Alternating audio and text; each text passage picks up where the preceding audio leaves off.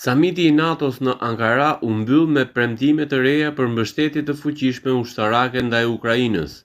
Aleatët u angazhuan për ndihmë me vlerë të paktën 140 miliard euro, plane për prodhimin e sistemeve Patriot dhe forcimin e industrisë së mbrojtjes, ndërsa presidenti Volodymyr Zelensky siguroi mbështetje afatgjatë. Nga ana tjetër, Moska akuzoi aleancën se po e shtyn Evropën drejt një përshkallëzimi ushtarak.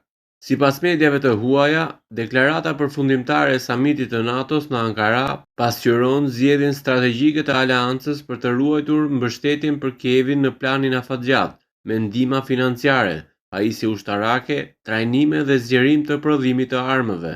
Shtetet anëtare u zotuan të ndajnë 70 miliard euro në pajisje ushtarake, ndihmë dhe trajnime për Ukrainën në vitin 2026.